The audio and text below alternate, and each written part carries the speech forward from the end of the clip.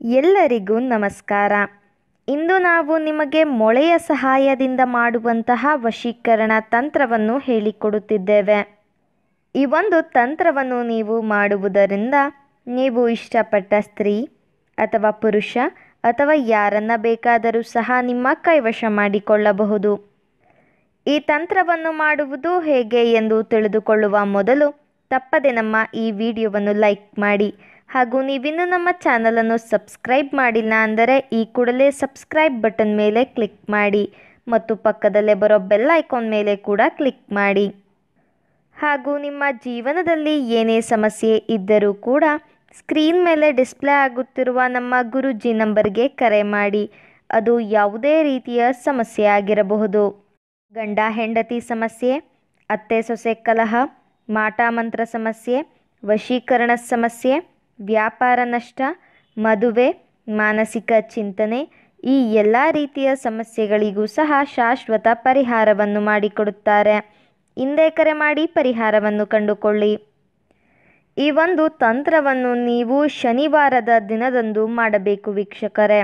ಹಾಗೂ ಈ ತಂತ್ರವನ್ನು ಮಾಡುವುದಕ್ಕೆ 2 ಮೊಳೆ, ಪ್ಲೇನ್ ವೈಟ್ ಪೇಪರ್ ಹಾಗೂ ಮಾರ್ಕರ್ ಪೆನ್ ಬೇಕಾಗುತ್ತದೆ. ಮೊದಲಿಗೆ 1 ಮೊಳೆಯನ್ನು ನಿಮ್ಮ ಕೈಯಲ್ಲಿ ಹಿಡಿದುಕೊಂಡು 7 ಬಾರಿ ನೀವು ಯಾರನ್ನು ನಿಮ್ಮ ಕೈವಶ ಮಾಡಿಕೊಳ್ಳಬೇಕು ಅಂತ ಇರ್ತೀರಾ ಅವರ ಹೆಸರನ್ನು ಹೇಳಬೇಕು. ನಂತರ ನಾವು ಹೇಳಿಕೊಡುವ ಈ ಒಂದು ಶಕ್ತಿಶಾಲಿಯಾದಂತಹ ವಶೀಕರಣ ಮಂತ್ರವನ್ನು ಪಠಿಸಬೇಕು ವೀಕ್ಷಕರೇ. ಆ ವಶೀಕರಣ ಮಂತ್ರ ಯಾವುದು ಎಂದರೆ ಯಾ ಕಲಿಮಾತು. ಈ ಒಂದು ವಶೀಕರಣ ಮಂತ್ರವನ್ನು 151 ಬಾರಿ ಪಠಿಸಬೇಕು.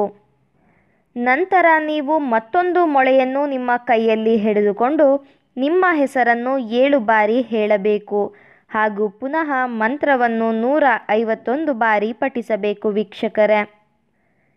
ನಂತರ ನೀವು ಯಾರನ್ನು ನಿಮ್ಮ ಕೈವಶ ಮಾಡಿಕೊಳ್ಳಬೇಕು ಅಂತ ಇರ್ತೀರಾ ಅವರ ಹೆಸರನ್ನು ಹೇಳಿ ಮಂತ್ರವನ್ನು ಹೇಳಿದ ಮೊಳೆಯನ್ನು ಅವರ ಮನೆ ಹತ್ತಿರ ಹೋಗಿ ಹೊಡೆದು ಬರಬೇಕು ಹಾಗೂ ಮತ್ತೊಂದು ಮೊಳೆಯನ್ನು ನಿಮ್ಮ ಮನೆಯಲ್ಲಿ ಹೊಡೆದು ಇಟ್ಟುಕೊಳ್ಳಬೇಕು.